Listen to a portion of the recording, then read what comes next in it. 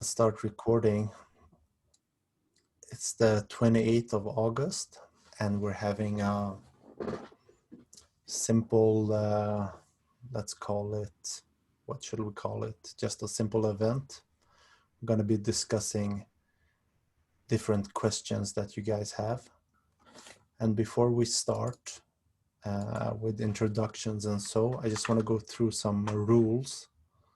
Let me just share the screen. Let's just use this. So, disclaimer first. At this time, I am not, I don't have the role as a representative for TVP. I am going an educational course, which I've been doing for a couple of years now. It takes a very long time because of difficulties with getting work and everything done. But I've been doing it like for 2-3 years. And I think I need one more year and then it's going to be finished. And then I'm going to have the, let's say, title of being able to represent the Venus project. But I'm not there yet. I would like everybody here not to promote other things, other organizations. This is not the place for it. We discuss the Venus project. That's what we do here. And no conspiracy theories. We have enough difficulties discussing this subject. And if you want to do something like volunteering, and this is not the place to determine your role.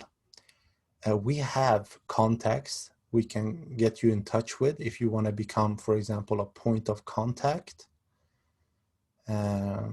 We can fix that afterwards. But this is not the place for me to tell you exactly what you're supposed to be doing. And regarding discussions, because we are short on time, we don't have, we have every 2 weeks, hopefully, we will be discussing this topic for 1.5 hours. It is better to try to, when you want to discuss something, try to make it as short as possible. For example, I don't understand this, or how will the Venus project approach whatever you have in mind. Try to keep it short, and I'm going to try to expand on that and try to give you our perspective on it. And I can begin with a short introduction. So I started maybe 10 years ago learning about this subject. And I saw the Zeitgeist movies. And a story that I usually tell is that I remember when I watched Jacque Fresco talking, I couldn't understand what he was talking about. So I felt that, who is this old man destroying this great documentary about the Zeitgeist, which is showing the problems in our society? So I didn't really enjoy his bit. I used to skip over it. And somehow I came into a discussion with somebody and I brought up the Venus project. And this person, he destroyed me with his questions. He was like, what about this? What about that? And I had no idea how to answer those questions. And that's when I went back and I continued to listen to him. And then I couldn't stop. I've been listening to everything you had online. It's very rarely somebody sends me something I haven't seen. And then I bought more material from their store and I just listened to that over and over again. And I think it was in 2014 in 2012. So 2 years after that, I started to create events to meet people to discuss this subject because I had nobody in my surroundings that were interested in this subject. And that I continued to do for 8 years. Like let's say every 2-3 months I had something like this. And sometimes I used to have them every week for a period of time. And in 2016, I went to the Venus project. It was 2014 or 16. And when I went there, I wasn't there to see Jacque Fresco. It was a nice part of it to see the person I've been listening to for so many years. But I wasn't really there for them to, just show me around. I wasn't really interested in that. I wanted more material. That's what I was really after. So when I was there, I talked to Roxanne and I asked her, I know you have more material, old lectures. I want those, give them to me, please. And she was like, no. She said, and I knew they wanted to transcribe those. So I said, I will transcribe your lectures if you give them to me. And she said, okay, we're going to give you one. And I got a contact and, he sent me one and I transcribed it. And I said, send me one more, please. And he sent me. And I did that for 3 years, transcribing, listening to them and just sitting and transcribing. And let me give you an idea of how long it took. For every minute I transcribed, it took me like 15 minutes. That was my average. To listen to 1 minute, I spent 15 minutes. And I did that for 3 years. So whenever I had free time, that's what I did. And I got the opportunity to listen to almost 400 other lectures. And those are my babies. And I just continue to listen to those. But after 3 years, I said, that's enough. I can't do that anymore. It takes too much time. So I have no illusions of being smart. I just know this subject a lot because I spent so much time on it. That's the only thing. This is my major skill in life, knowing about this subject. And I'm very interested still to talk about it. I really enjoy listening to Jacque Fresco and trying to talk about this subject. And that's why we have these sessions. I enjoy speaking to you and trying to assist you in any way I can. So that was my not so short introduction. And I would like to ask you guys, I have met some of you, but some of you I would like to ask a little bit more questions. So let's do some introductions. David, can you tell us a little bit about yourself? Oh, turn on your mic. Well, hi everybody.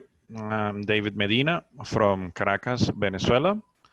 And from about 4 or 5 years ago, I knew about the Venus project and start looking for more information about it. And yes, I was very interested about all Jacque Fresco proposals. And I decided to get more in depth. And at this moment, I am doing the orientation process. That it's another studying, let's say, a studying process to become a POC. So yes, I'm learning about it every day and smacking my face about new knowledge, wrong things, wrong concepts about within this social system that has to change. And bit by bit, I'm doing that. Okay. Thank you. Thank you. Alex? Hey guys, my name is Alex and I'm from New Zealand. I recently became point of contact for New Zealand. I went through orientation process, which David is doing now.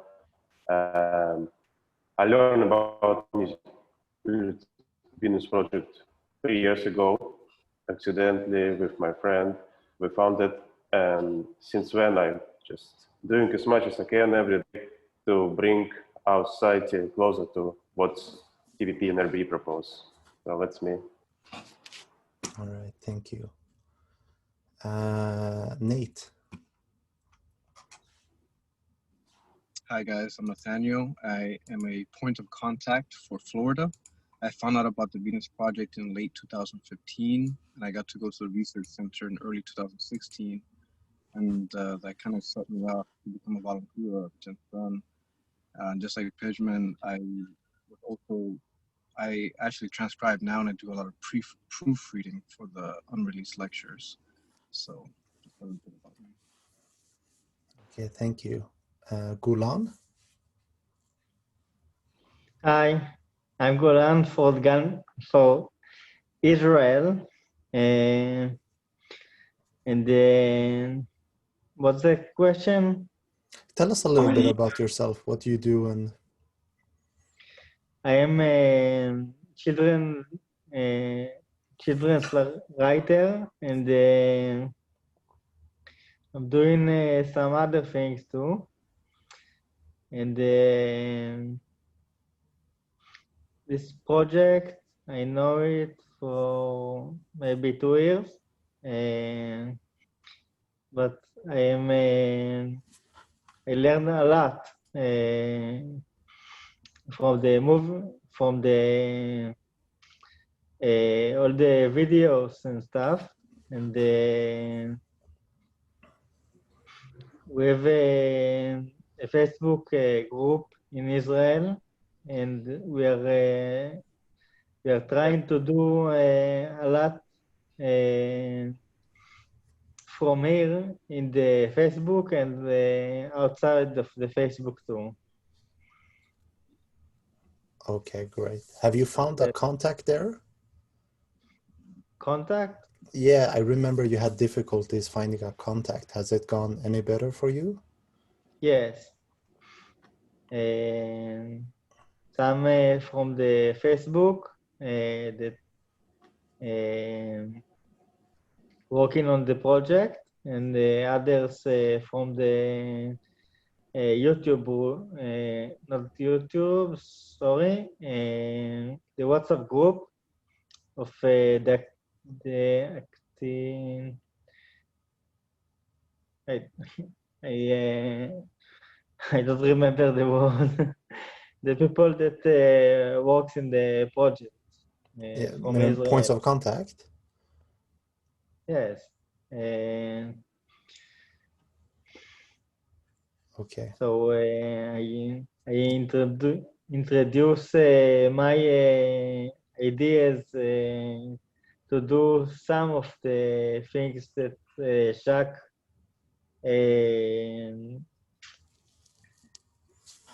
told us to do in the videos, but a lot of that we can't without the resources. We need a lot of resource for making the things, but what I explain the group that there is some things that we can start right now to do, and maybe we will start in very short time to do some of it, but I really don't know. Okay. Yeah, I wish people will come around and do it. Okay. Okay. Thank you. Alfredo, I haven't seen you in a while. Turn on your mic. Yes, it's been a while, man. So what's going on? Can you give us a short introduction? Yep. My name is Alfredo Cruz. I'm a POC out of Massachusetts. I've been a POC for about, I think, 2 years now at this point, maybe a little bit longer. That's a little bit about me. Is there anything else that I should talk about? Just tell us what you do. It might be interesting too. Yeah, so well, right now I'm just working part-time as a wellness screener, basically screening for COVID. So, yeah, that's what I do. Okay, great, thank you. Bobby, can you give us an introduction?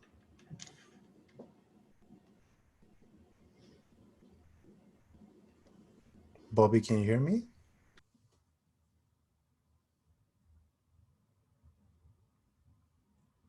Okay, it might be busy. Let's see, Peter.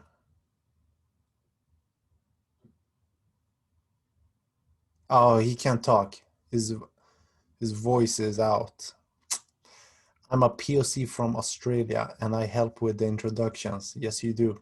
For meetings when I have a voice. At the moment, I have a cold, so I have lost my voice. Great, Peter. Great. Thank you. Let's see. I think it's everybody, right? Or no, I need our friend Fabrico, which has left the area. Bobby, can you hear me? Okay, might be busy. Okay, so did everybody watch the video for today's session? Okay. I Now, did.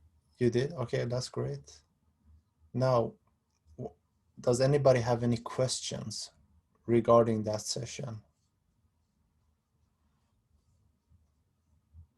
Just throw them out if you have any, because that's what we're going to be working on, that session or any other questions. Anything you have maybe gone in the POC educational course, David, that you feel is not clarified yet, you can bring up? Well, and the last session we talked about human behavior. Yeah. Okay. And well, basically everything was understood, but maybe we can expand a little bit more. Jacque talked about many things, of course, and one of them that it was important to me is, as many others, of course, is that you cannot exceed your environment. Okay, so he made a lot of examples about it, and to, let's say, to make his point more understandable. And well, yes, it was very interesting about what he said. And well, maybe you can talk some more about it and a little bit about expectations. I think a previous um, theme that we touched on the OP. So, Okay, I really would like to hear first, what are your thoughts about that? okay, Exceeding your, yeah. Okay, well, let me talk about first a little bit about expectations and then Yeah, about sure. exceeding the environment. Yeah. And well, yes, when Jacque mentions about it, and I realize it, let's say applying it or compare with my personal experience, yes, one thing is what you expect or think, and another thing is the reality or the real world, okay?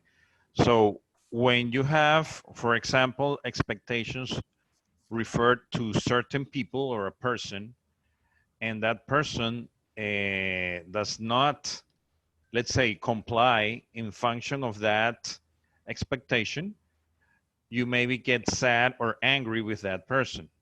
But it should not always be that way, because it's your expectation about it create that situation.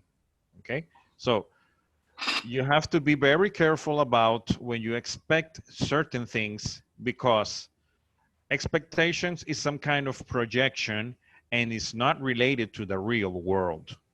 Okay, so that it's important that you have to take that in count. A little bit related to you cannot exceed your environment. I was very pleased about Jacque's example that, if I remember correctly, that you can give to, I think, an Indian watch, a very, let's say, high-tech watch, and he will not know what to do with that watch, because it's something very technological that he's not within his environment. Okay, so he cannot exceed that within its environment. Instead, you know what is a watch, because your environment is, let's say, more technologically advanced, let's put it in that way. So there's a difference there. So you have to understand that you cannot just simply exceed your environment. You have to study, you have to learn, you have to understand, so you can maybe go or let's say, yes, go to another environment, let's put it that way, but in the basic term, you cannot exceed it within your basic knowledge. You have to understand, study, and go beyond it. Okay, that's what I can say. Yeah. So regarding expectations, how could you, for example, use language to help you lower expectations? Sorry. Something basic is to say, well, with between other is that I don't know. Okay, I have to learn more about it, search more information, and be, let's say, not try to think in absolute truths or absolute no.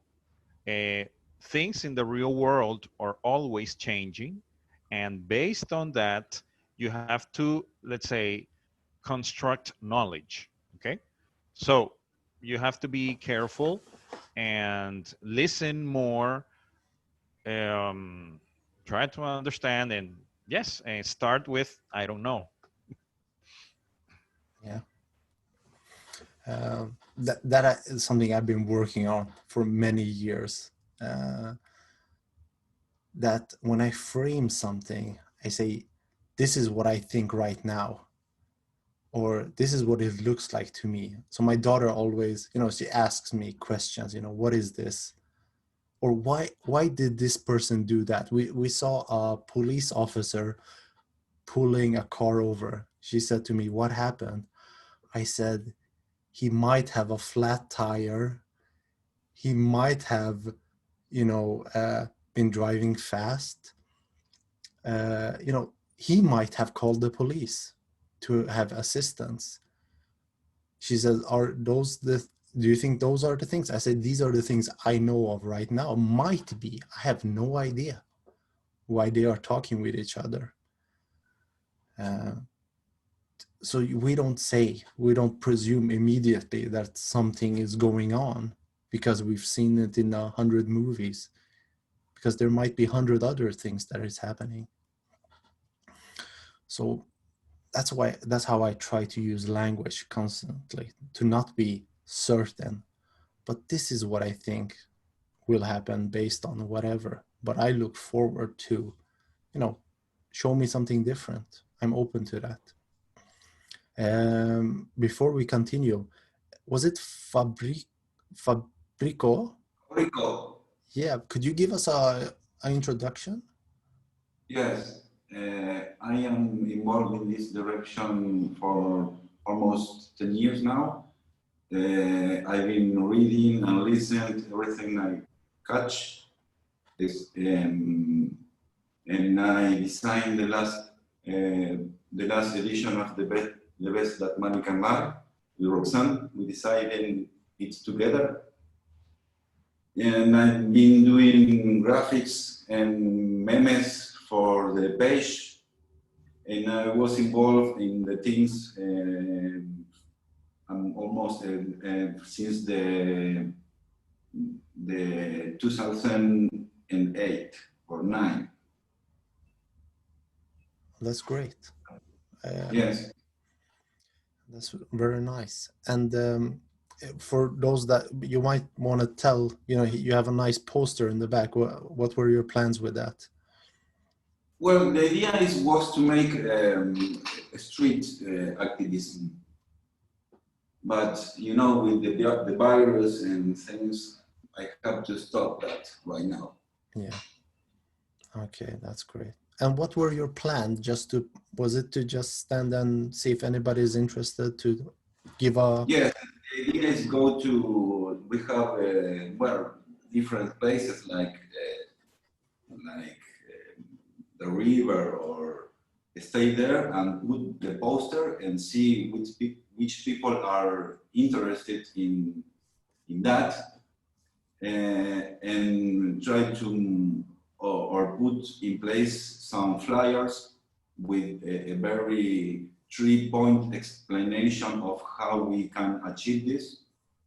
And that's all.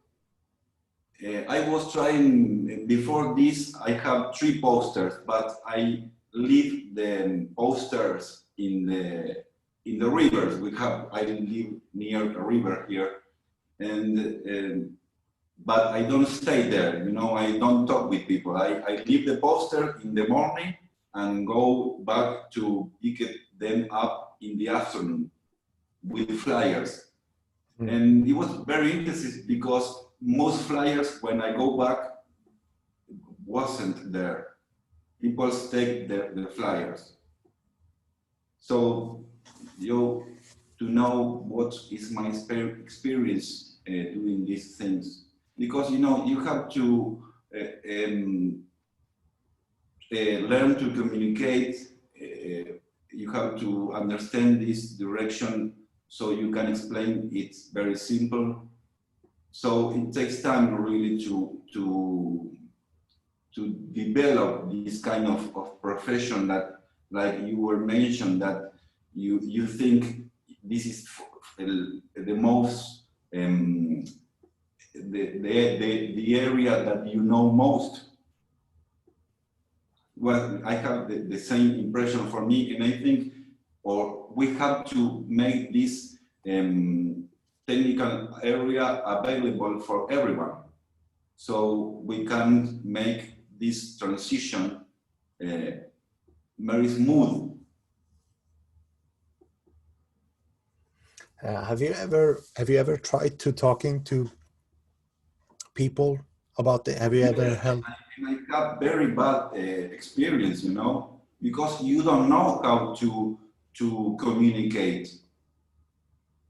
And the first things you tend to do is to put your values in the conversation and force them, but you have to understand people's values first in order to communicate the TVP proposals in those areas where the values of the people join with the values of the Venus project. Yeah, I personally, I felt I never did that. Just have, I have a I'll have a person to just, pick up from the street and say, hey, do you want to learn about this? Because I felt that this subject is so difficult to sell in a short conversation. So my attitude has always been to try to create an event. For example, in Sweden, I use a site called Meetup, and there you can have any kind of event you want. So that's how I started. So when they came there, at least they knew what it was going to be about. And then I felt now I have 1 hour or 2 hours to talk. Not just an open conversation for anybody to say whatever they wanted, but to have a, this is the subject we're going to be discussing. Stay on track. I feel it's impossible to just pick up somebody on the street and say, hey, 5 minutes and I'm going to change your world. That's where my expectations are, at least. That because I haven't seen it.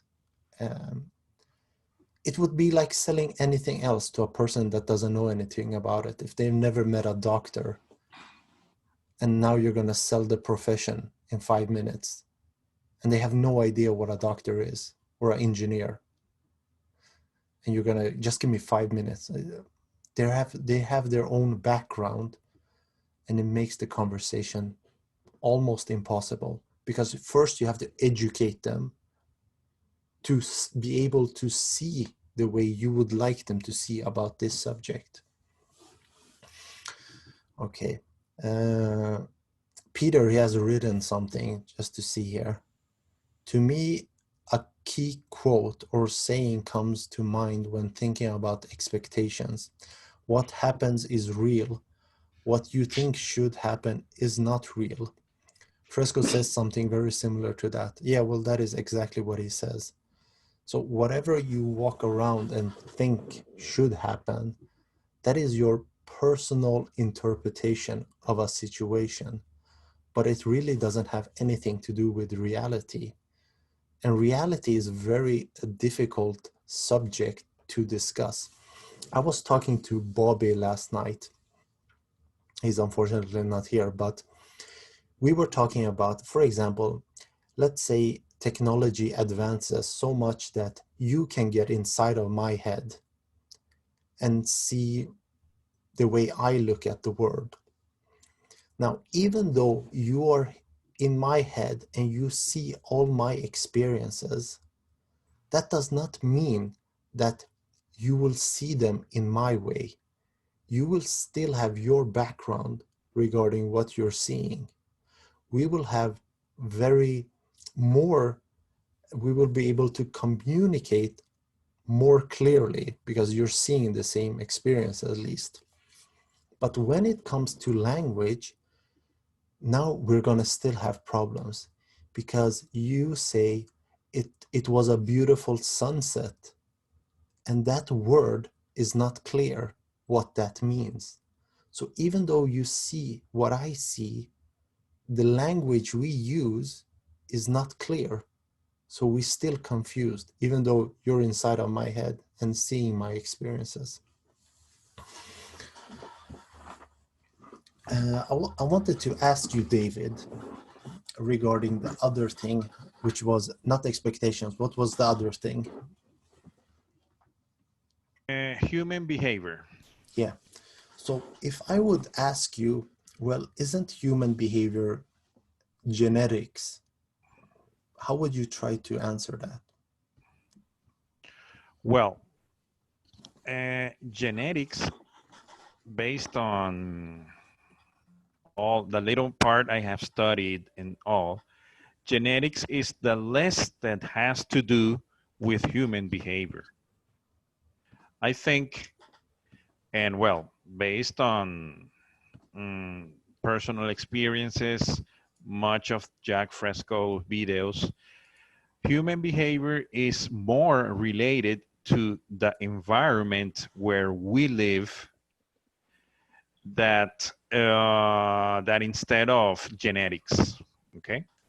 And I fully agree when he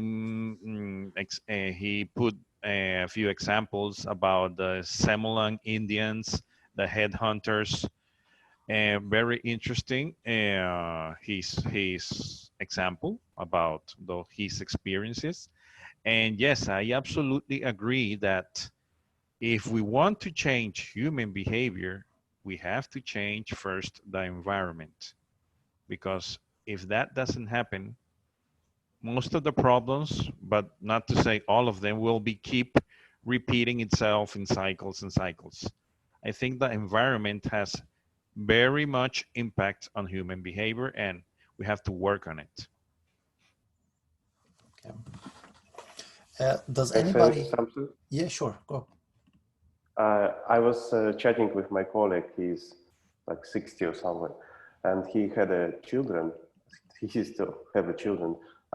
When he had a very baby child, and baby child was sitting, and his wife was feeding the child, something happened, and child became angry, and the child smashed like this his mom. And he told me that he never seen aggressive behavior. He never watched the TV. We never show it to him. How come he becomes so angry and he smashed his own mom? And I said, I don't know. So how can it possible happen? Or maybe how I can explain next time when people are projecting something from their children that they never seen before, but they acting like we did seen it before. Okay. Maybe you have some explanation. Yeah. So the way I look at anger based on what I have learned is that if you just look at particular things by themselves, it doesn't make sense. If you just look at the anger bit and try to make sense of it from there, it's very difficult. You have to look at it as a process of many things occurring, and this is a result. So, for example, the child cannot communicate. The child wants something, but can't use words to explain it. This moves the child to, let's say, frustration. And they cannot alter the behavior. So it just builds up and they get, let's say, angry. But they don't have to learn that. It's based on what has occurred. Now, for example, if they hit their mother and they get what they want, they learn a particular behavior. Or they might feel relief from hitting their mother. And even though they haven't been taught that, the relief of stress, because somehow they got their frustration out, that continues their behavior. My kid does the same thing with me. When he gets angry, he hits me. And I say, that's okay. I always hug him. I just kiss him. I said, that's fine. You can hit daddy whenever you want. Because he doesn't know what he's doing. He's frustrated over the situation. But when I hug him, he gets relieved because he couldn't express himself. So things don't just occur.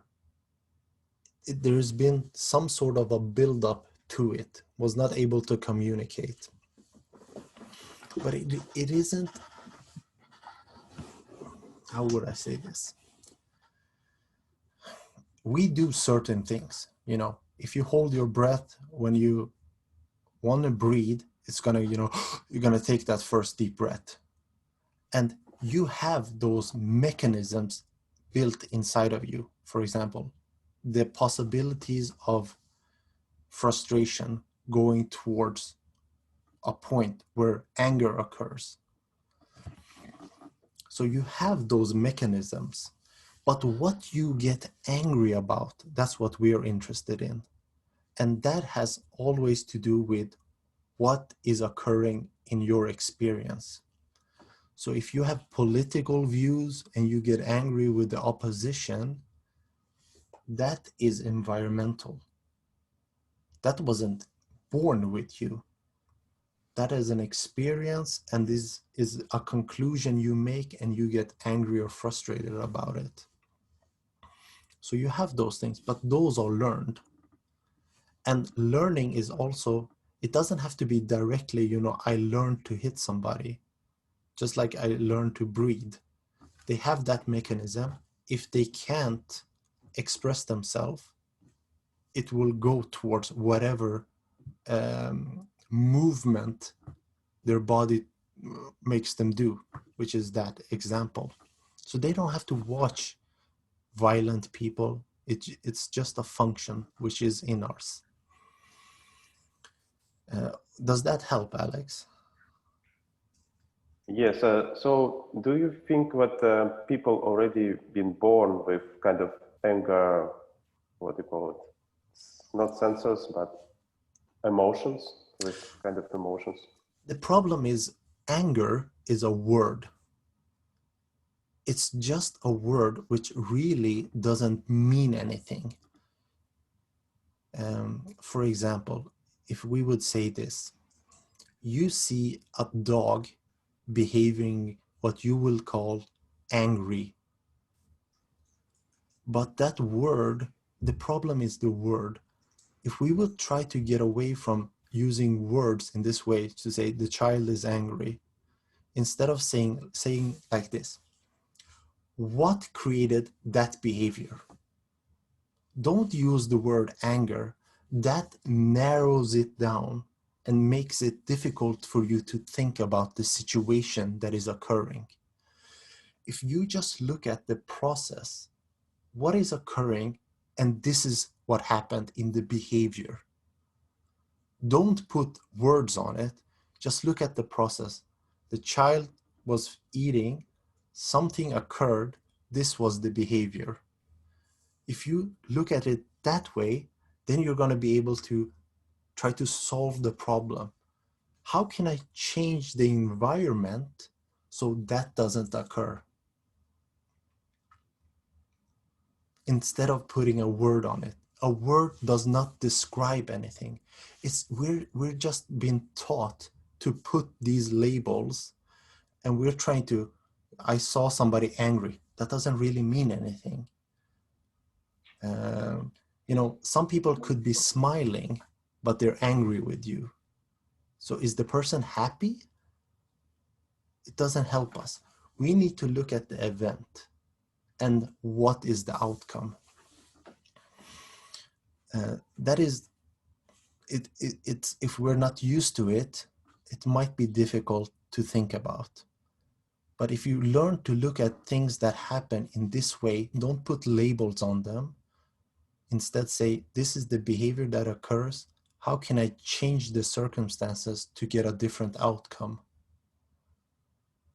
Okay. So with my kid, for example, we went to a park today, and I don't want him to touch other kids' toys because of the corona. Now, he becomes angry. Now I'm using that word. He has a certain behavior that I don't like when we go and I say, you can touch those. Instead of trying to control him, I control the behavior. I'm not going to take him to places where there are toys on the ground. And then I get a different outcome. I don't have that discussion with a 2-year-old. I'm going to try to explain the corona to your child. Don't touch this. No, instead, I change the environment. I take him to a place where the behavior I don't want is less likely to occur, instead of putting it on a 2-year-old to try to understand what's going on, because they don't. So I take the responsibility of changing the environment. That's what happens when we start looking at things in this way, is that we take responsibility instead of placing it on other people. How can I make a change in the environment, not the person? So that's how I would try to approach it, talking about that subject. And that's how I would like you to look at genetics as well. That genetics, I know we have been brought up to think that, for example, genes determine your eyes, the color of your hair, the way you look. It does not. It's a part of many things to get you to look the way you are. If you just look at one thing, it will confuse you. Because if you're born on the sun, you will look very different. You say human beings are ash. It's in their genes. If I just look at the result of people being born on the sun. The way I try to make sense of genetics, as an example, is that if I give you a recipe for a cake, and I say, here's the recipe, here's the ingredients, but the tools I give you to make the cake are tools to, fix a car with. You don't have an oven, you don't have those things. And I say, I gave you the ingredients. Why is the result different? Because it is not enough just looking at the genes. And this is what occurs when they're looking at the gene for something, let's say cancer. They're looking for cancer. And they say, there it is. We found it. Exactly there. But then they say, under other circumstances, something else happens. So the more they learn, the less they focus, the more they start to broaden. They say, how come this gene occurs in this way? And they step back. They say, this person is stressed. Their nutrition is not correct. So they always step back. And that's what Jacque Fresco's work is. It's stepping back. He's going back. He's looking at the causes of our society instead of focusing on particular areas and saying taxes are too high. These people are racists. the more you learn, the more you step back and say, why are they poor? Because of education, because of discrimination. You step back, and you look at other circumstances. So that's what we need to do with things that confuse us and we want to solve them. It's not to narrow our vision about it.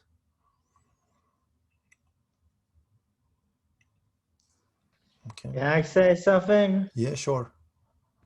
People are like a mirrors for things in the society. They are not have any type of behavior of their own. So that's why you need to change the society, the area of people. So then you can get another things in the mirror, you know. Yeah. That's only mirrors. Yeah. That's why. So That's when some people tell me, you know, when they say this, do you know what I think? When they say that, in my head, it's never what you think. It's what you have heard or been exposed to. it's what you mirror. Yeah, exactly. So what are you mirroring when you say, this is what I think? And for me, example, I know that these things, I could point to the lectures that have influenced me to reach these conclusions. But this is not what I think. This is what I have learned and I put together and I'm presenting. So these things clear up. So we don't walk around thinking, this is what I think is happening. No, this is what I have learned. This is what I'm mirroring, as you're saying, Ulam. So when you have discussions, when people ask questions, that's what they're mirroring, their own experiences, which we all do, which is nothing wrong with it, but it's important to, as you're saying, the person is mirroring. Yeah. Alfredo, do you want to read that out? Another thing. Yeah, sure. Yes, I want to say that the use of the I word is not technical. No. When you say I like or I think, you are not technical. That is understood? Yes, we agree. No, it's not. It's nothing. The engineers don't talk from his or her point of view. They talk without using the I word. Yes, we agree with that. Alfredo, you had written something. Can you read it out for us? Yeah, can you hear me all right? Yeah. All right. So I was just saying that it's you know, the thing that you were talking about with you know I think it was Alex was talking about the baby that was the parents thought that it was angry because it you know, it hit the mom. So it just kind of made me think about how people in the past would say that somebody was possessed when they were actually having a seizure. You know, they just don't have like any understanding of the process behind what's going on. So they, you know, they interpret it through whatever experience they have. So if that's, you know, if they were Christian and learned about demons when they were growing up, you know, they might think that that person's possessed by a demon. Or, you know, I've heard that like when people used to sneeze, that was kind of that was what some people would think if they were of a certain religion. That's pretty much it. And that's why if you get away from labels, for example, you're very rude or whatever, and you learn to look at the circumstances, it opens up a new way of looking at things, which might seem very simple. You know, he's angry, he's an asshole. But when you have the technical explanation of how angers work, Jacque used to say, or in a classic lecture, and I don't remember what the definition of it is. The technical definition of anger. So when you understand that, you can help the person. If you don't, you can't. Yeah. David, you had written something. True, but it is more easy to understand or agree with if you have experience with certain situations in the past, in the case Jacque mentions it. How do you mean that? Which example were we talking about, David? Well, I could not remember exactly an example, but when I wrote that, I meant in a general way that most of Jacque's Fresco experiences or thoughts, let's say I have lived that in my personal life. So I got connected in many of things that he has said, but let's say I don't remember exactly one now. But I do identify that most of the things that he has said, I realized it very long ago, 10, 20, 30 years ago, and then I didn't have no explanation. But when Jacque presented, let's say, his personal experience, his explanation, I realized that this guy has something important that we should learn about. In that way, that's what I wrote that, okay? Yeah. You wrote one Most more people, thing. Sorry, you wrote one more thing, David, but for other people with less background could be seen as offensive. What were we talking about then? Okay, previously, Peter made a comment about what do I agree about or what do I understand and agree about Jacque Fresco proposals. And I mentioned that most of, or well, the lectures I have heard and the interviews, most of the time he uses, let's say, some rude or raw words, okay, bad words for a moment or for an example. Yeah. And yes, I think that you have to shake up people and realize the mistakes we are in. So in some way, I think he used that word to make you realize or make realize the other person or the other part that you are mistaken, you're doing things wrong, try a different approach. But of course, when I say offensive is that people with less background, okay, will consider that absolutely offensive. And I imagine in the past that Jacque Fresco had a lot of tense situations when he explained his or proposed his ideas. I am absolutely sure he had, because most of the people did not understand what he was telling about. And of course, that was an experience for him, and I assume, or I think he did later change his language, change his words, or try to be more, let's say, educated to try to expose his point of view. Okay. Yeah. For example, he used the N the word language of a lot in the past, but with it, it became inappropriate. He hasn't really talked about it, but it became such an inappropriate word, so he doesn't use that, which he did a lot in his old lectures, like any other word for him. we are fully in Sorry. general semantics here. Sorry. We are fully in the subject of general semantics here. Yeah.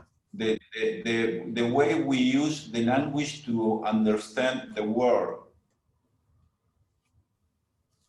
Yes. And therefore how the language condition us to behave. Yeah. Was there anything particular that you wanted to connect with that? The M word, I used to use it also. And I realized that it was, most of the language really is noise. Mm-hmm. And you have to be conscious if that word if you will, of how you use it. And that is a training process.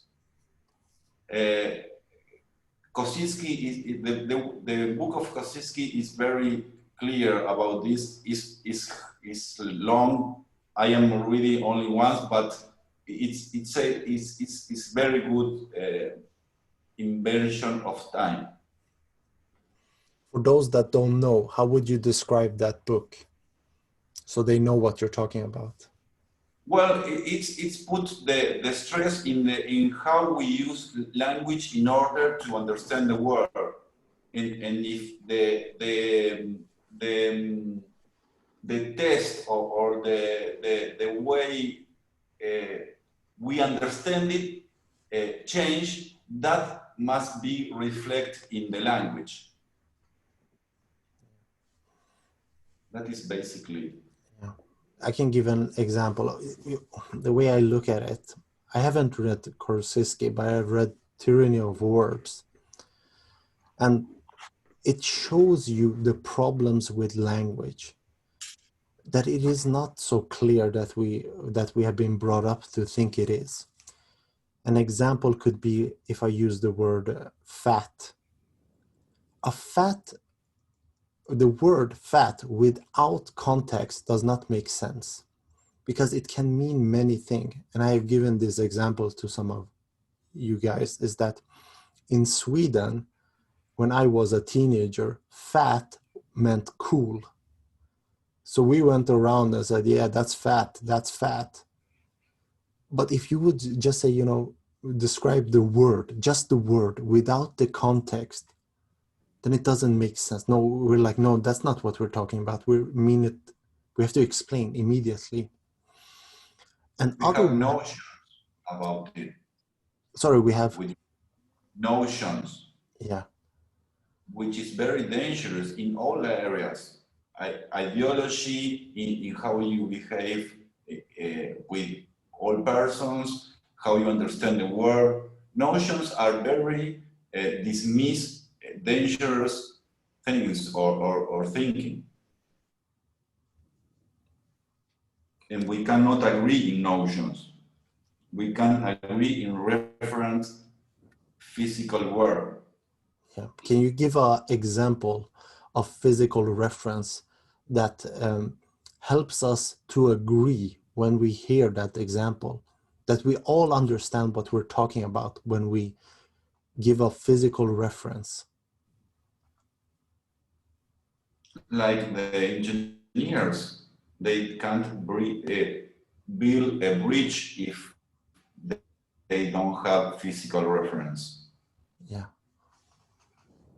An easy example. Chemistry and all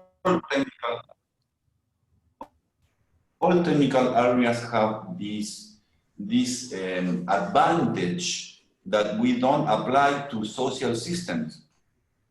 That is why it's very important that we have a global, general, technical education in social areas, including language, including every aspect of human understanding. And it is very hard to do if any of us that understand how deeply is this technical area, social engineering, social engineer, I don't know how to call it. We all have to have this understanding and knowledge in order to build a society without war, without hate. I'm going to try to simplify it for people that don't know exactly what we're talking about. And for example, if I would say, today is a lovely day, you might feel that you know what I'm talking about. But if we would sit for an hour and I would describe it exactly how I mean, then you might say, oh, that's not a lovely day to me. That's an okay day. For some of you where you live, you might have the sun, every day of the year. But in Sweden, when the sun is out, that is a great, great day. Now, if I would say, can you go and buy 1 liter of milk. That is where we meet, where the language is very clear, because we use a measurement where we understand each other. And I shouldn't be able, or shouldn't need to explain it more.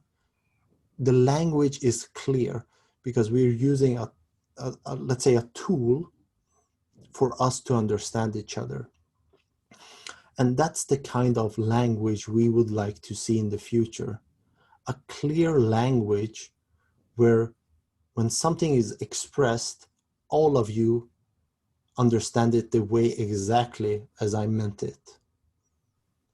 So we have to first off see the problems with language, that words such as love, or this is a nice person, these things don't mean anything. It's just words we have learned to use. But I could say, for example, I like Peter. And if you're educated in this, you say, what do you mean by that? And I say, I enjoy Peter's company on Mondays and Thursdays because we talk about the Venus Project and we discuss books and we look at similar videos. And you say, do you always like him? No, I don't always like him because I don't spend all my time with him. So I don't know his preferences for other things that I enjoy. We might not understand each other on those things. But in these areas, we enjoy each other's company. You don't have to say anything, Peter. I know you agree with me. So, so that's a way of using clear language. And that's when you listen to Jacque, he says it all the time to remind himself. He says this, he says, I'm using old language. Old language means I'm not being clear. I'm not giving you exactly what I mean. I use the word conscious. If I say I'm going to use old language, consciousness, that means that I didn't explain it to you. I just gave you a word, which doesn't really mean anything. Let's see here. Peter, you had written something. As Fresco and Stuart Chase describes it, that our language today are open for interpretation. Yeah, that was the point I was trying to make there.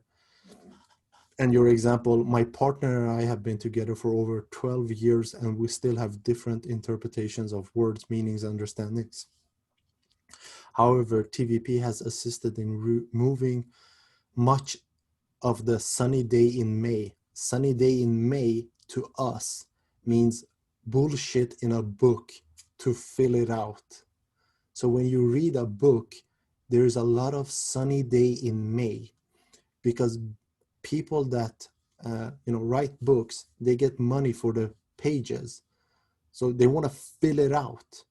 That's why I always, if somebody tells me read this book, I say, can you give me a summary?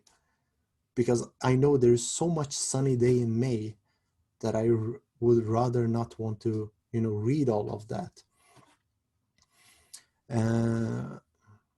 So those are terms that we learn to use. Sunny day in May means a lot of bullshit in books or in language. And BS in life, when you want to discuss something, we discuss it. We try not to massage Pejman's ego before telling him something we disagree with. Yes. No, please massage my ego. I am very fragile. Pejman, I have a question. Yes. Do you remember a lecture about Jacque Fresco Yes. that he mentioned in the future? You have heard it, I assume. I'm trying to look for it, but I haven't found it. Which one? Found Tell it me. yet. In the lecture, he mentions out that in the future, the humans will evolve from language, and maybe we can develop turbo lungs. So we will be, instead of talking with words, we will be like using sounds like animals, dolphins, and all of that, because we will develop turbo lungs. And even our communication will be much better. Of course, it's in I don't know, 50, 100 years if we can even develop that. But in Yeah. certain way, that could make sense because communication will be even simpler and more effective. Yeah. So we actually mentioned that on Thursday's session, is actually the quote you made, but I don't remember exactly where he said that. But the example is that, for example, when I'm talking right now, I'm having small pauses, which, you know, it takes a long time to say something.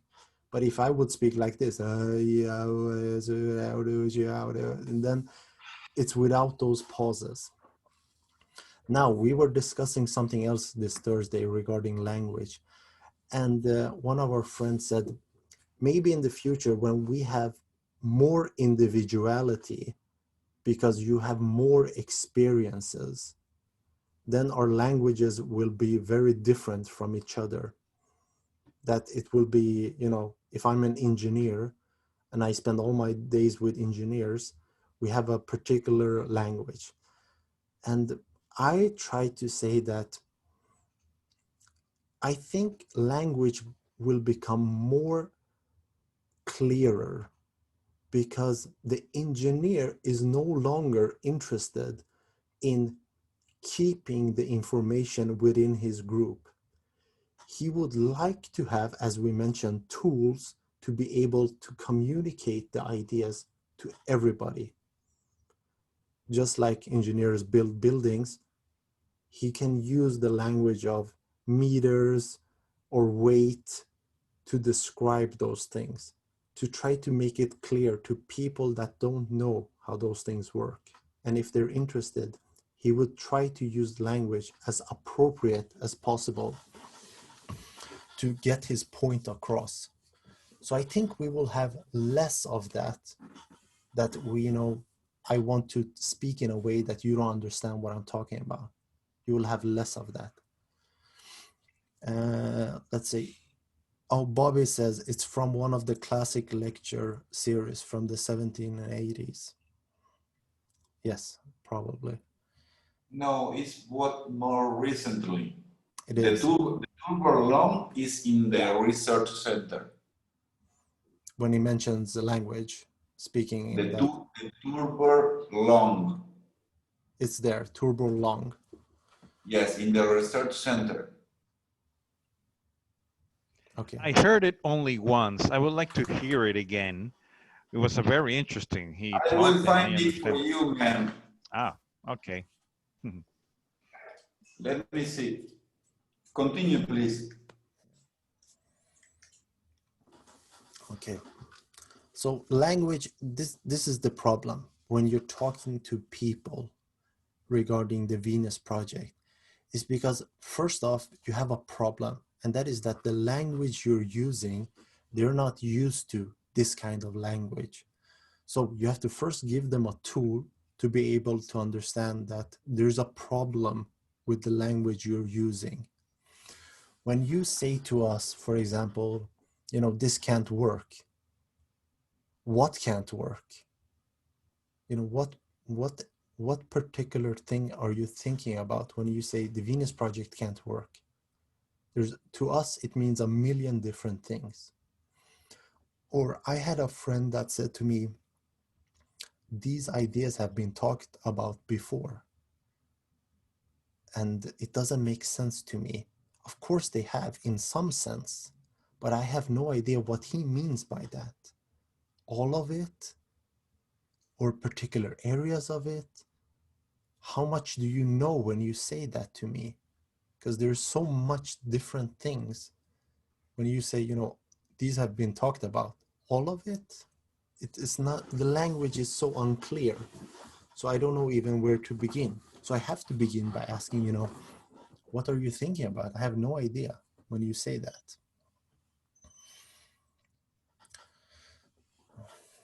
Okay. Any other questions? Another thing that I would like to mention is the simple association it exists in the actual language. I think that you just refer it when the police was trying to help, or you know, or give a fine to a person with your daughter. You explained that, Yeah. right? You didn't know what is going on, so you start to think in other things that and outside of the usual. That's right. Yeah. Yeah, exactly. I try to give her many options, and at the end of the options, I say, Yes, all of these might and be the wrong. language we have today. Mhm. The language we have today don't have that association. If you see somebody behaving in a aberrant way, you think you just say it's bad, or you know. And when you have that kind of simple association, you can move forward. There is not knowledge there. So you can't not understand what is going on, and you can't help the person that is behaving in a aberrant way. Yeah. Yeah, you have to give them the tools first. That's why nowadays, if I would talk to somebody, you know, if I had a conversation with, you know, let's say I'm at a place and somehow we're talking about something, I would not present the Venus project. I would talk about a particular aspect of it, because it is too much to, you know, here we're at a party and I'm talking to somebody and I'm going to explain all of this. I just talk about human behavior, or money, or some particular area, just to give a little bit, but not to, you know, here, eat all of this at once and see if you know, you don't puke up, because it's too much to just try to bring I haven't seen yet, you know. I would love to see somebody that can put it together in a very nice package. Maybe somebody does. Uh, Yes. Sorry, Benjamin. And yes, I do fully agree when you say this. The Venus project proposal, you cannot just present it in 5 minutes. It's impossible.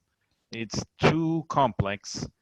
But regarding that, of course you have seen there's a 2.5 minutes presentation. It's a small video. Yeah. Of course, it's on the YouTube webpage and the webpage about the Venus project. It has a very nice It's blue. images. It's that one, right? Yeah. Yes. And what I do like about that video is in 2.5 minutes, it says absolutely everything. Yeah. And it gives you, if you want more information, you can visit this webpage, you know. But the video, it's very attractive. I really like it. I would like to translate it even in Spanish, because even the background music is perfect. I really love that video because it was made thinking exactly in your words. Try to package in a very small. It is really, really good. But Yeah. of course, the proposal is really something that you have to invest a little bit more time. It's in a short talk, you cannot address all of it. No. True. The problem that occurs when they watch that is that immediately after that, if they haven't had anything else, all the problems that they have been educated to see, such as what about human nature, what about greed, you know, this sounds like communism, then you have to, these become the heavy areas which take a very long time to explain. You wrote this, Alex. I have received a message from one guy on LinkedIn. I have watched the introduction to the Venus project. Do you think it would really work? Now, if somebody would write that to me, I would say that it is not important what I think it would work. I would say, what do you feel would not work? You know, what is the thing that you know, cannot connect with? So you don't start by explaining things. You have to get more information regarding that particular thing, because they can like you said before, you need to give a person tools to do it, you know? Yeah, but you have to know where they're at. So you need to first ask, you know, what do you think isn't working? And they say human nature, or, you know, people are greedy. Then you go into that area. Like tracking back. Yeah, you have to first find out, never start talking or feeling that you should, now I'm going to solve this. You have to first find out, you know, what is the problem area? You know, if somebody says, you know, it sounds like communism, great. But what area of communism? I have no idea. And most likely a person that says it sounds like communism, I am pretty sure most people are not educated in what communism is. They have just heard particular things, and this is the conclusion they reach by saying, for example, we would like see a world that everybody has the same. To them, that's communism. That's it, you know. So we always have to begin by asking, you know, what do you mean by that? What do you mean it sounds like communism? Or what wouldn't work? I have no idea. It is like going to an engineer and saying, you know, this house can't work. And the engineer should not defend himself. He should ask, great, you know, what do you feel wouldn't work? Or, you know, how did you reach that conclusion? I found some people quite set up in their mind that, okay, we tried communism, we tried socialism, even they don't know what is it about. We tried before some other systems, I don't know which ours. So we couldn't find the better system, and we think that capitalism is the better system. Yeah, when somebody says, you know, we tried, in my head, we tried to fly for thousands of years. You know, it just to, you know how many people that tried, and the people around them said, oh, people have been trying that. There is no information in saying we tried. They tried communism once. That doesn't mean that it doesn't work. It just didn't work at that particular time. But China has a different type of communism, which seemed to be working pretty well for them. So to just, you know, throw something out because, hey, this smart person said it doesn't work. There is no information in that. You can't do anything with that. Just when you're in a group of people, when you're with a group of people, and then this person will say this, and everyone agree around him. Yeah. And he is very difficult to turn around everyone and look at the Venus project, what they propose. Yeah, it is, absolutely. But that's, you know, I would ask, you know, why are you talking about it in that area? You know, I wouldn't go to, you know, Communist Party if they didn't invite me to talk there, because I know that in 3 minutes I cannot convince them, and in 1 hour I can't convince them. There must be a reason for me to be there and presenting it. That's how I was. I don't think Jacque Fresco was that. He would try to convince them, and if he couldn't, he would exit. I remember I went to a socialist meeting, and I wanted to present the Venus Project, but it was not appropriate because they have their own group, just like we have our own group. It's like somebody from socialism coming here and trying to convince us. It will most likely not work. For some, it might. They say, yeah, okay, let's do socialism. It's easier. More people understand it. I want to do something real. And they go in that direction. But usually it's very difficult to just go and present. I remember I went to another event. It was a future event. Now, that sounds like the perfect place for us, but it isn't, because the future you are talking about has nothing to do with their future concept. So if I would engage, I would like to be on stage where you have permitted me time to talk. Or else it's, I can't sit as a spectator and say, hey, I'm going to convince everybody. Can I ask a question? And give me 3 minutes. I'm going to solve your problems. You become an alien. You're like the weirdo if you would bring this up to people that don't know anything about it. And that's what you should expect.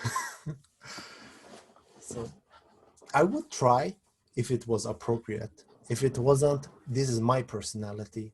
I don't feel the need to, I'm going to convince these people. But some people are like that, but I'm not like that. Okay.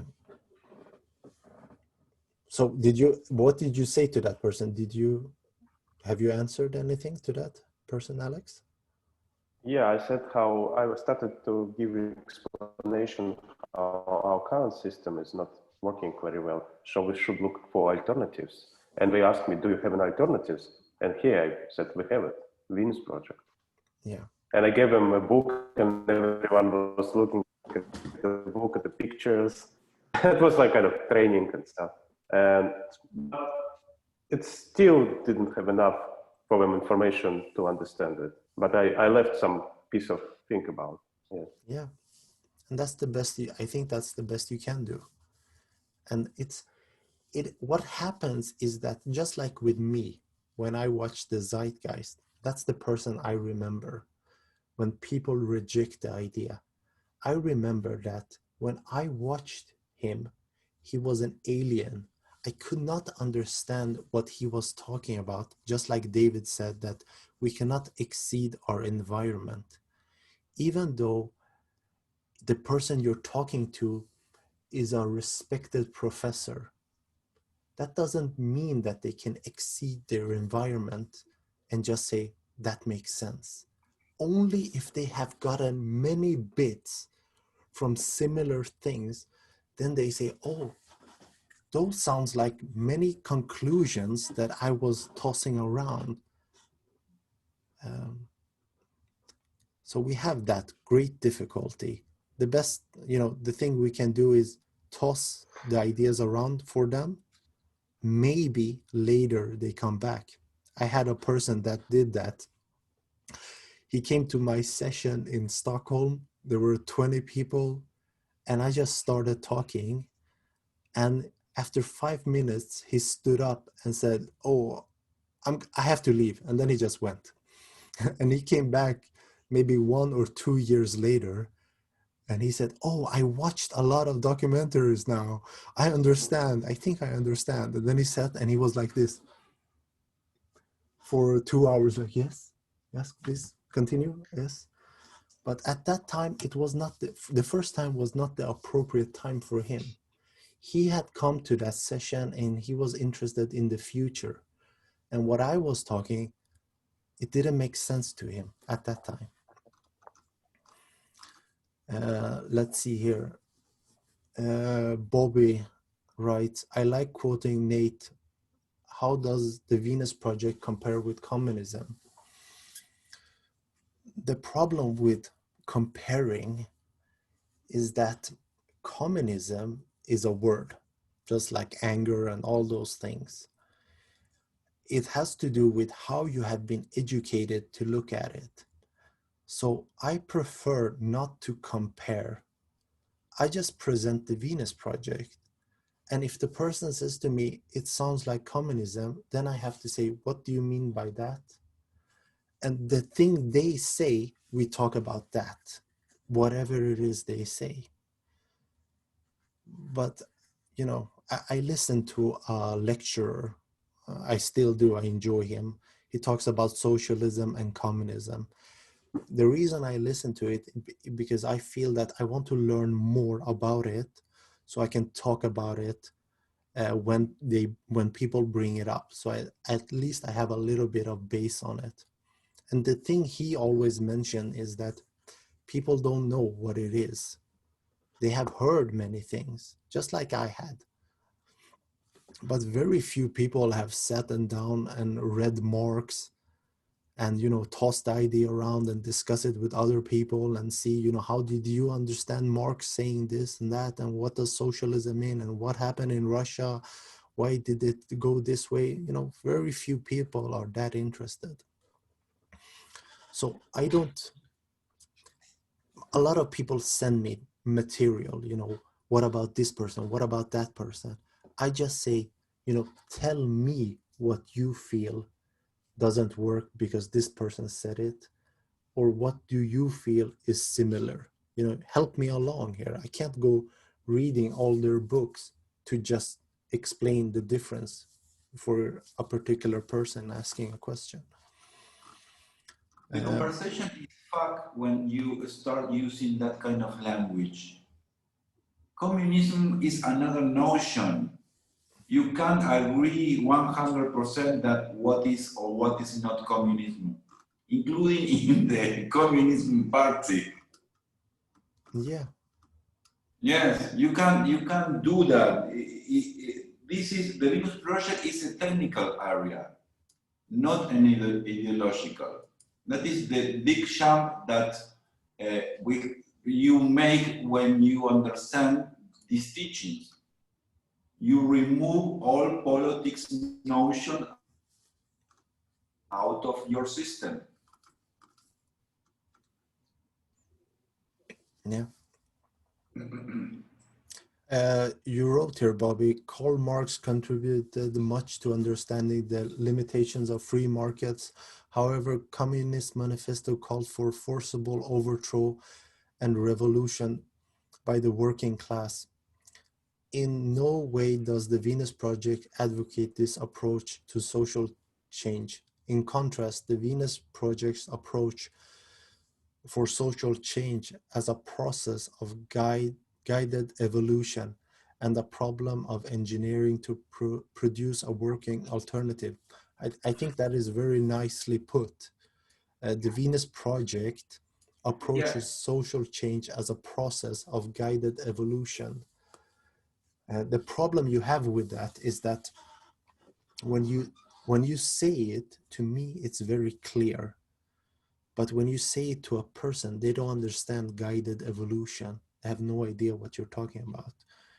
And that's what Jacque mentions in the old lecture as the march of events. That means that when circumstances change, people change. If the world is stagnant, then you will continue to have this world. It will be the same, it just continues. But when you have, for example, capitalism isn't working, then people start moving in different directions. And a great example is in the US now, to be able to talk about socialism, which was so taboo for them for such a long time, now suddenly it's okay. You can be a politician and advocate for socialism. But if you did it at the inappropriate time, you would have great difficulties. So now, because circumstances change, now it's easier to talk about those things.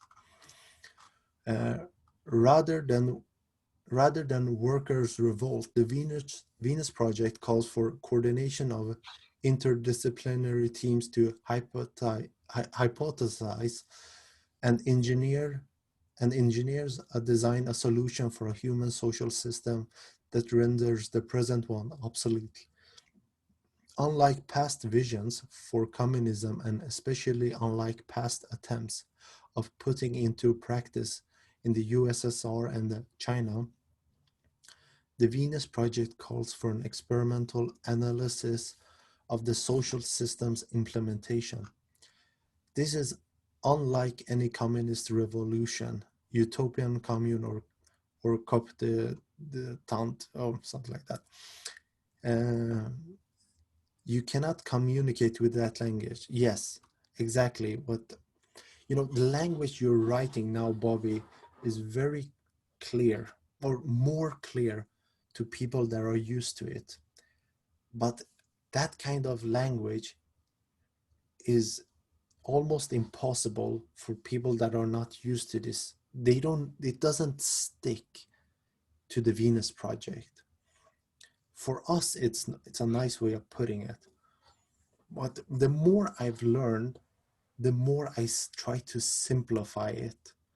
So when I started doing my events, it was difficult. It was high, topics were difficult. The more I hold this, the more I simplify. When there's a new person, I try to keep it as simple as possible because I know it doesn't stick. And I had this experience when I went and met Jacque Fresco. And I had been listening to him for 4-5 years. And I was like, I know this shit. I know it inside out, and I'm going to ask him some questions and I'm going to blow his mind. And he's going to be like, this is Jacque Fresco too. And the questions I asked him, they were very simple now that I look back at them. They were so basic that I was like, at this time, like, how can I couldn't make the connections. But it helps a lot because I didn't have this discussion groups and in this manner. So let's see here. Also, I just want to clarify that I didn't write it. I just pasted it on there, and it's incomplete of the whole write-up. Zoom didn't allow me to paste it. And I pasted it because someone, I think Peter asked, what's your definition of communism? And it's just something that I enjoyed. But I like your approach about asking a person what they mean by communism and then answering, talking about how TVP differs or relates, instead of like talking about, the whole Communist Manifesto or whatever. Yeah, it's much simpler because this happened to me before I learned. It was that I started to talk. And then the person, after my long babble, the person said, I was thinking about this. And from there on, I learned to ask, whenever I get these questions, it's always, what do you mean by that? I have no idea. To save me time and you time, try to explain it to me, what you feel that is like communism. Did you have anything else you had written up here, Bobby, that you wanted to bring up? No, not really in regards to that, but if you want to see Mr. Dinwiddie's full write-up, I put a link to the doc there. If anyone's interested. Can you give access permission for this file? I don't have it. I don't know if I can. I didn't create it, but I put the link there. When you click on it, are you able to see it? No, I need access. Yeah, I need access as well. Yeah, Bobby got it now if we're allowed to share that one. Oh, Peter. I'm sorry, what was that? We have no idea what you said, Peter. I don't know if it's for public. It might be restricted. We maybe want that restricted at this time.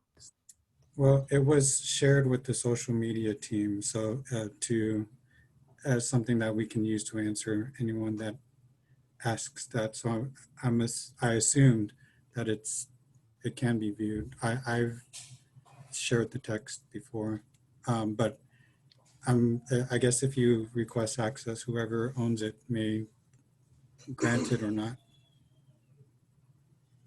Okay. Oh yeah, right. It is a Future by Design account.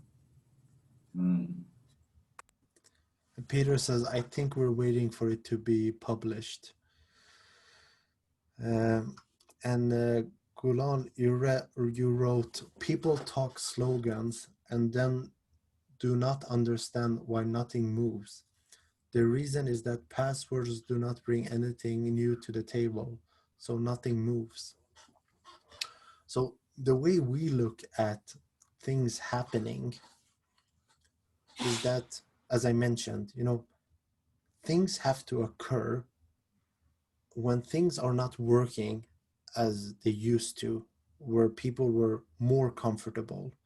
The less comfortable people become, the more they start moving in new directions.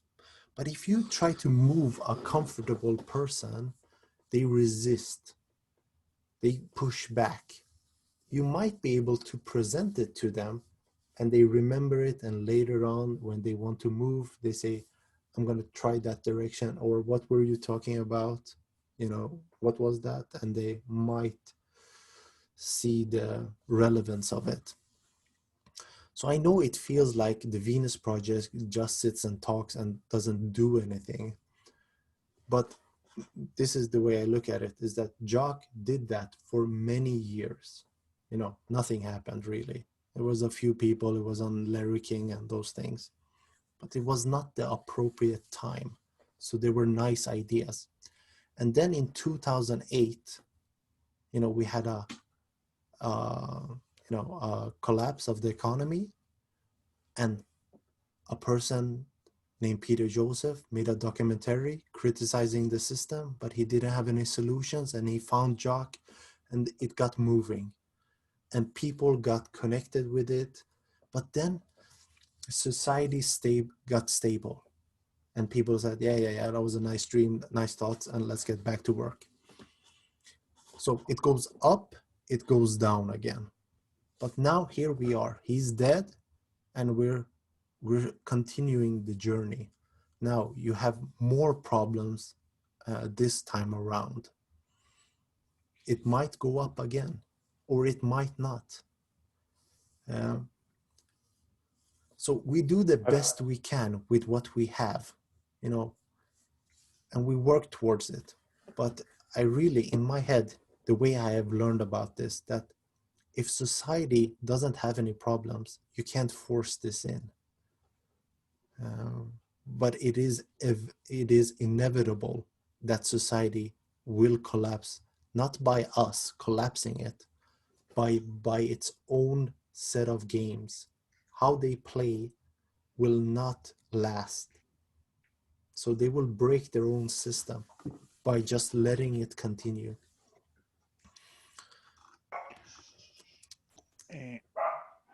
Pesh, I have a question. Yes. Do you think that people, that's my pet, sorry. Do you think that people has this type of, how can I say, at this moment in this world situation, do you think that people has this anxiety of search for something new? Do you think that let's say in some way TVP can fulfill that? The problem we have with people is that they have been brought up to want instant change. And you get instant change when you focus on particular areas. For example, let's defund the police. It's very simple. And it's very easy to get back, get a lot of people involved, and you feel like you're doing something. So this is the major problem we have, is that people are still very narrow focused on particular things. They haven't been brought up to, try to solve problems by looking at many factors. They just want something to happen. And they will try those things a lot. The more they learn, the more they hit a wall, hopefully they will expand their view and say, I can't just look at one thing. I have to look at many factors. And the more they become dependent on that, then they will find these solutions more relevant. That's the idea with big data, to look at a bigger picture. Yeah, exactly. But Yes. there is so little satisfaction, because when you get that big data, you see so many things that need to be fixed, whatever it is. And to get that nice feeling of doing something, then you need a little thing. For example, if I would go and feed the poor, I get immediate gratification because the person smiles and says, thank you, God bless you. And it feels nice there in the moment. But when you come here and say, we're going to feed everybody, when this project gets going, when is that? Maybe never. Where is the satisfaction?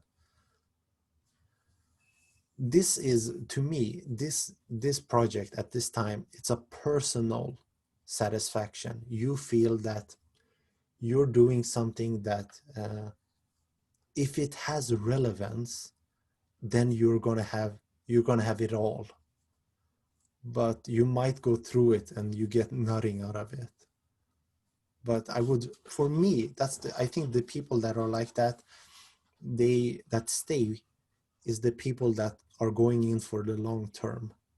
They don't need the immediate satisfaction. They want something big. But really, there is no money in it, no applause, only with the people that we inquire here. But if you would be on television, I think, and they say, hey, and they would have a discussion panel, they would destroy you. Everybody would be on their side, because what you're talking about, you really have to be beyond charismatic, understanding how to discuss, how to crush the other person in that kind of situation, or else they will destroy you. So you have to have this attitude of a person standing up and saying, the earth is round here. And they, scream, they toss shit out at you, but you say, I'm satisfied. Even though you say it can't be, I don't depend on your approval. I'm presenting this. Show me the problems with this. I want to discuss the subject, but don't put it all down and say it will never work. I can't do anything with that. Welcome to my life. Yeah, my life too. It's usually what's going on, that all of the people is gathering and try to disprove me and show how I can't look at the things like they are, because they know everything and they know the best. And it's usually that don't work for them, because I trained for a lot of years to get people to understand my view. Then I'm not collapsing so quickly, especially in my native language. English it's a little more difficult. That's all. I understand. So the attitude is that if you understand it, then the more you understand, the less you will depend on the approval of people that don't understand it. It isn't that you look down on them, you just see the limitations of their knowledge regarding this subject. And I think you would have this attitude if you would go into the past and you would say man will fly, and you have seen it, and they would say never, then you wouldn't feel as put down. You would just say they don't have the experience to understand this subject, and that is okay. You say, I wonder how I could approach it next time. Maybe I need to show them something, and then you try to demonstrate it better next time. but you don't feel put down. You say, I'm going to approach it better next time. That's what I get when I met people that has criticized or been very negative. Those are the people that taught me the most, because I had to go back and say, how would I answer this the next time? So all the people that didn't agree, those are the people that helped me grow the most, to have a reason to go back and look at the material again and see, does this really make sense? Or am I confused?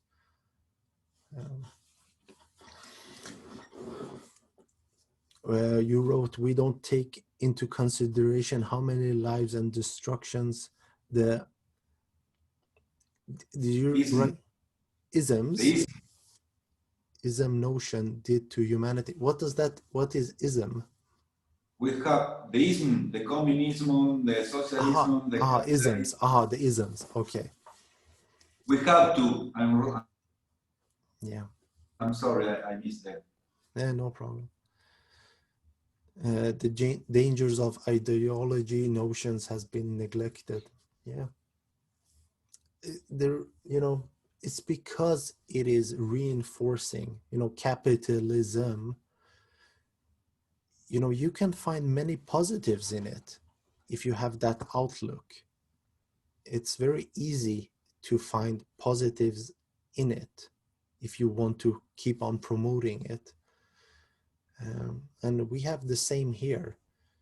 The difference between our system and all of these isms is that our attitude is that this is not complete.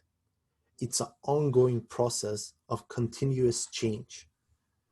This isn't final. Whatever Jacque did isn't final.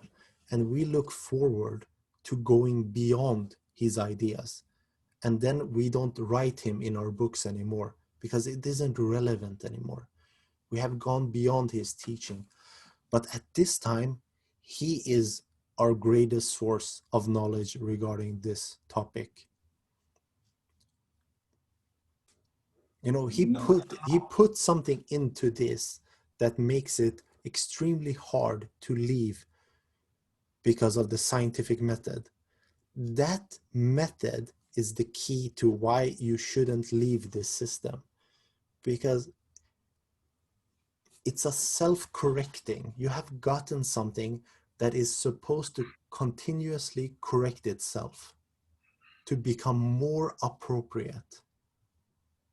All other systems have their fix and say, this is it, these are the game rules, continue forever. But in our system, we have a built-in tool that is supposed to continuously change, to look over it and say, doesn't work. No more circular cities, square cities, whatever. And then you just change the model based on that. We have this in Sweden regarding, masks. In Sweden, nobody wears masks, very few people. And if I would look at people and say, I'm going to determine my reason for doing something based on what they are doing, then I wouldn't wear it. But I work at a university.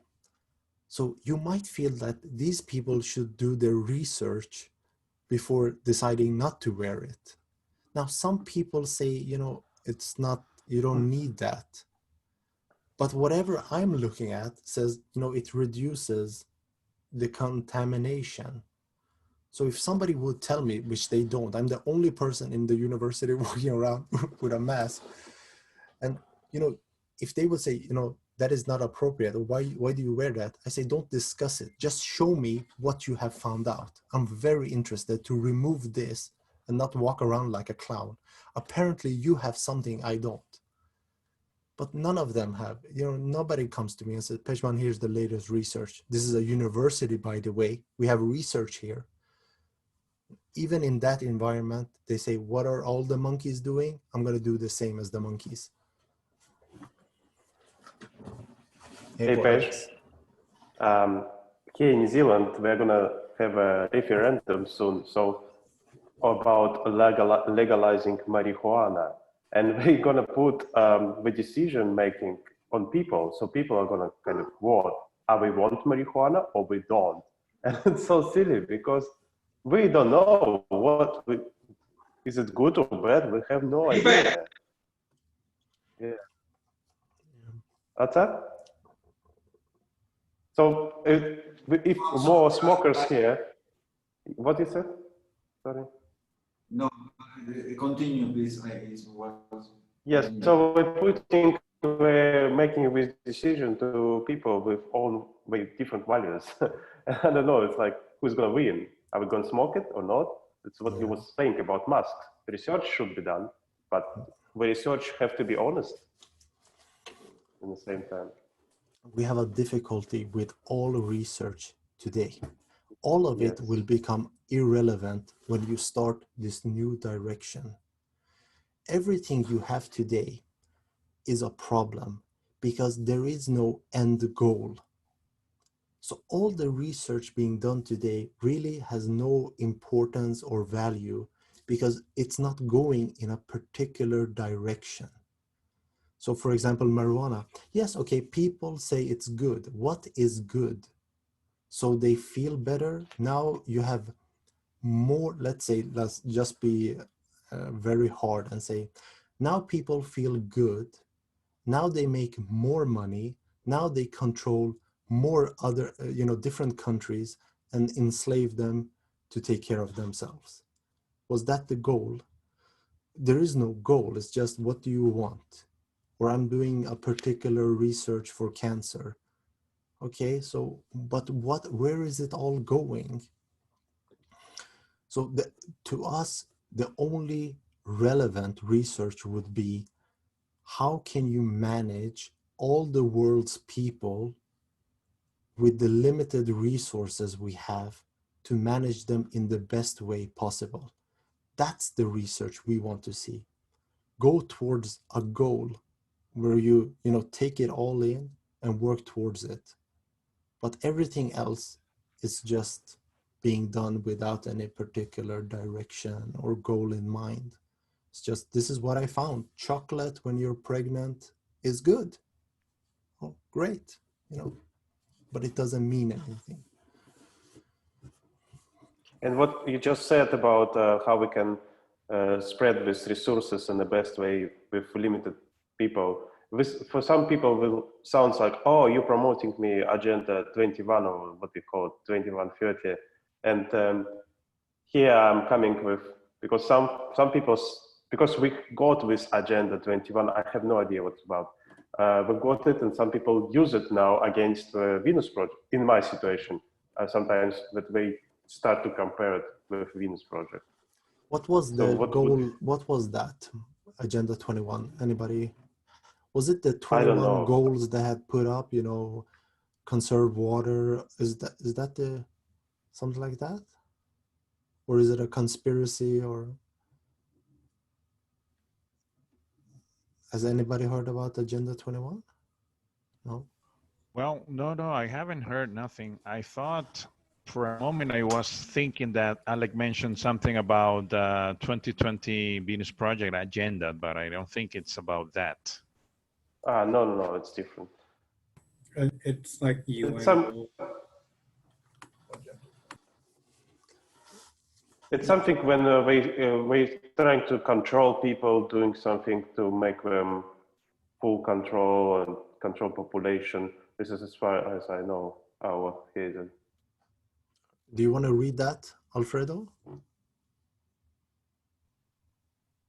Yes, it says Agenda 20. You can go ahead, Alex. No. Yeah, I just want to tell you. So this kind of things, which scares people, and they start to think about towards Venus Project again. Yeah. You're gonna have a million problems with that because what the Venus Project wants, it's very easy to go into the conspiracy behind it. They want to control people. Yes, we do. We want to control all aspects of people's lives, but that doesn't sound good. But that's really what you want. You want full control of behavior. you don't want the randomness. And I don't think any of us really do want that. We would like, for example, if you're driving your car, you would like full control over everybody's education regarding driving cars, that they're educated to be able to use that car. And, you know, the more you have, unfortunately, in today's society, when you have control, it is for the benefits usually of a control group. But if you would remove that factor, then you would like to have control. You would like to people to behave in certain ways. Flying an airplane, should everybody do it? No, people that are educated for it. And that is a sort of control.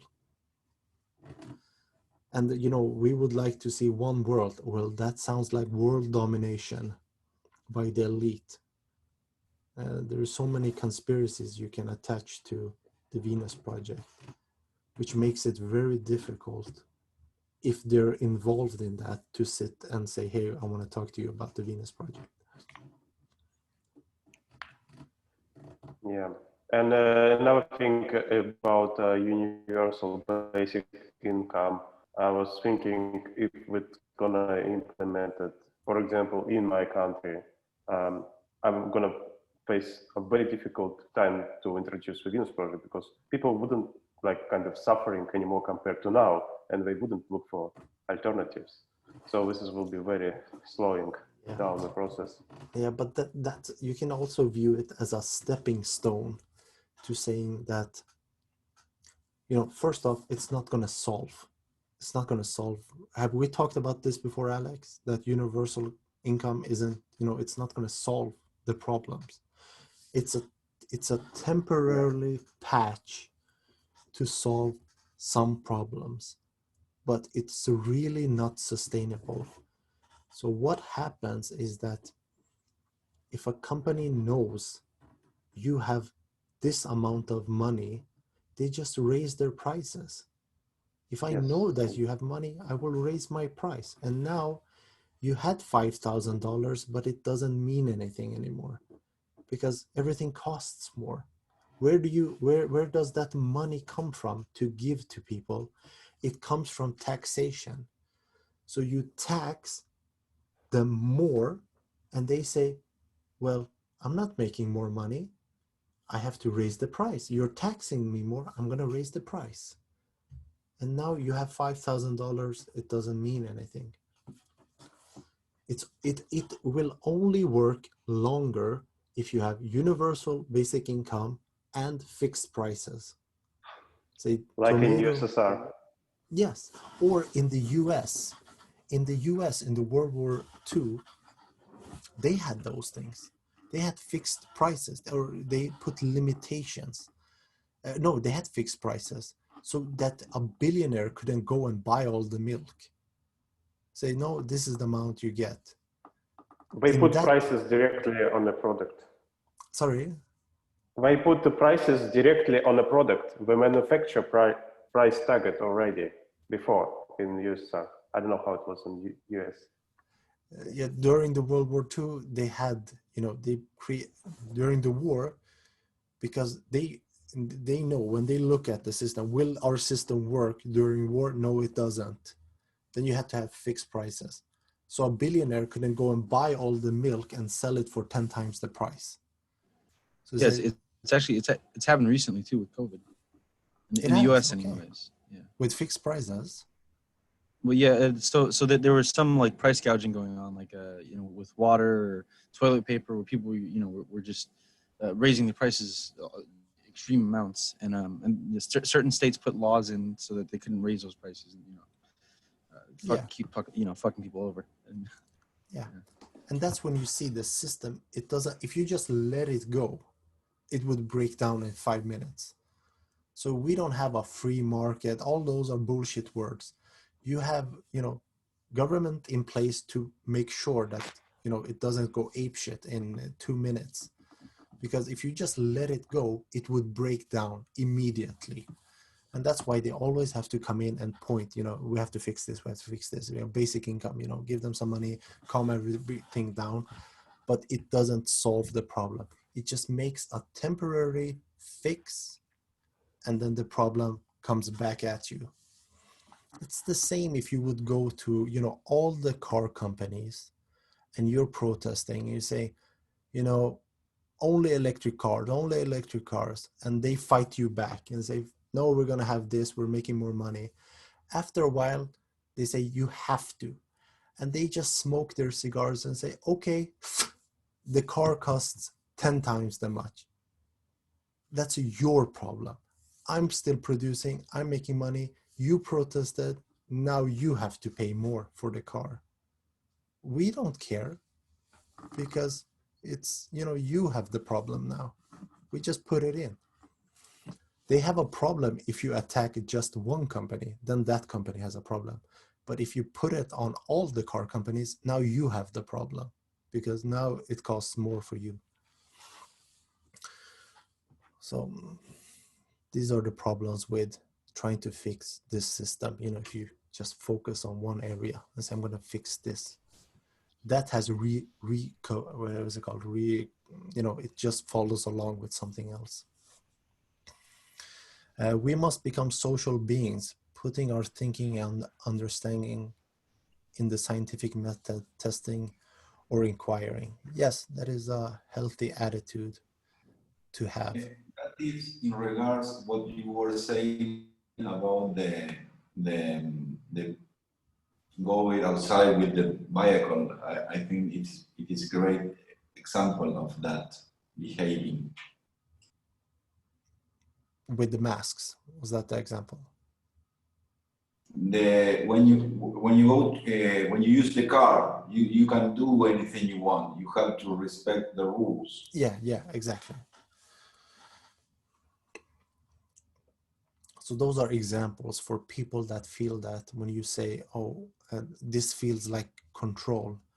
Well, there is control in your life every day. You know, you don't decide when you want to go to work. You have rules. This is the time. This is how society would like you to act, or you're going to be put in, you know, in jail. You know, you can't do whatever you want. The only time you can do whenever you want is when you go home, lock your door, and nobody's living with you. Then you can have your 10 minutes of doing whatever you want. But if you're going to go outside, then there are rules in place for how you behave. And if we apply this simple premise, if you will, we can communicate each other better and also put humanity in the same page, more or less, you know. Can you say it one more time? If we would implement this. Can you say it? I had a little bit of lag. Can you say it one more time? Yes, if we apply this simple premise that we put our thinking into scientific method inquiry, we can communicate each other better because we have a better understanding or a common understanding of the real world. And also we can agree in goals, in global goals, and put the humanity in the same page. Yeah. That is a concept that Jacque used, become a social being. The rest I write it, but the concept I think it's worth. Yeah, I think it's from the old lecture. It was talking about something about children becoming social beings. Was it that example? I think it must be one of the classic lectures. Yeah. Okay. It's been 2 hours. I think we can have a break, or yeah, let's take a 2-week break. Right. So we don't get too saturated. And I'm gonna post something for next 2 weeks, some video or something, and then we can discuss it then. All right, guys, thank you for coming. See you in 2 weeks. Thank you very Okay. much. Really appreciate this conversation, Yes. Bye-bye then. and I Thank really enjoy it. Yeah, Thank me you. as well. Thank you. Appreciate I your enjoy time, it too. guys. Bye-bye.